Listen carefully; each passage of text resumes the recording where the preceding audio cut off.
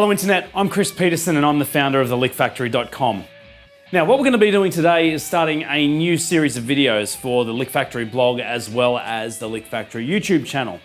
And we're going to call this the tip of the week. And in this video what I'm going to show you is a tip of the week. Now each week there will be something different, and what we're going to do is grab a technique or an idea around guitar playing and give you a quick rundown on how the whole idea works. Now today what we're going to do is have a look at hammer-ons and pull-offs. Now I call this a level 1 technique, so that sits about just here on my graph. Now whether you're a beginner, so down here at level 0, or coming all the way up to level 5 being an awesome guitar player, each of these techniques are going to fall into one of these areas. Now if you're a Lick Factory student and you're not actually up to this technique yet, that's alright, because what you're going to find is that this is going to give you enough information for you to start using the technique. And then when we actually get up to it in the complete course, we're really going to refine it and get into the nitty-gritty of what's actually going on. Now, if you're not a Lick Factory student, not to worry, because this is going to be more than enough information for you to be able to utilize this in your playing immediately. So as I said, we are looking at hammer-ons and pull-offs today. Let's jump over and get into it. Okay, so hammer-ons and pull-offs. Let's start with a hammer-on. Now, as the name suggests, a hammer-on means that what we're going to do is slam a finger down onto the fretboard to create a note, like so.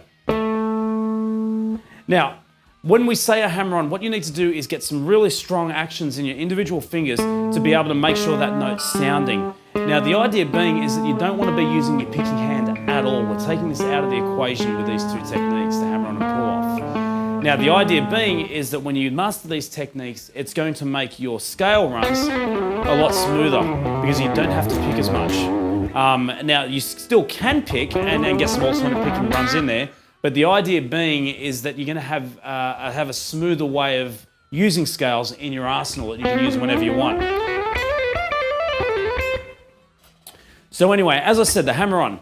Right, what we're going to do for an exercise is start with your first finger. Let's take the G on the 5th fret on the D string, so on the 4th string.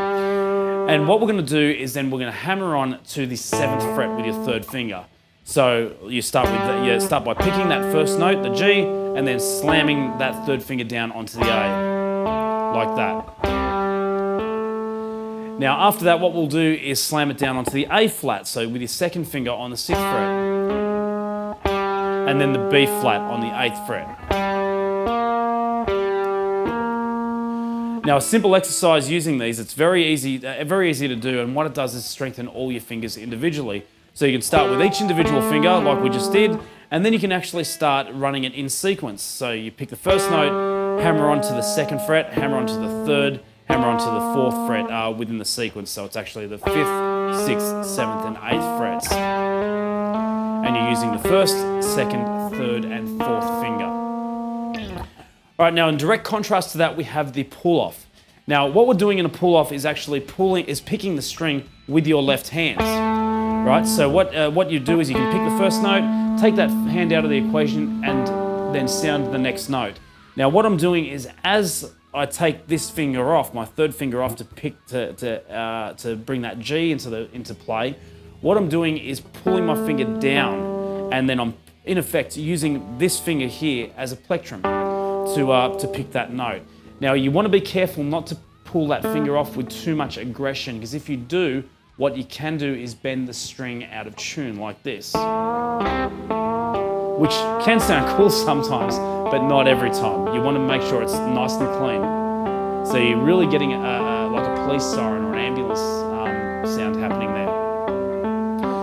Now, combining the two techniques, like we were just doing then, there's another simple exercise. You can start with the 1st finger on the 5th fret up to the 3rd, but then you can bring every other finger into the equation as well. So basically you go from picking the 1st note to the 2nd, then pull off, hammer onto the A, then a pull off back to the G, hammer onto the B flat and a pull off, and then keep repeating the process.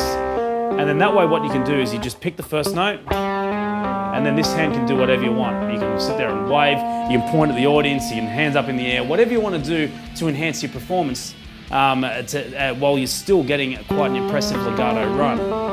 And that's what the hammer-on and pull-off is used for. Now, if you have any other questions about hammer-ons and pull-offs, please use the comments just below the video, or you can drop me a line on the Lick Factory forums. Until I see you guys again next week, I'm Kris Petersen. I'll see you later.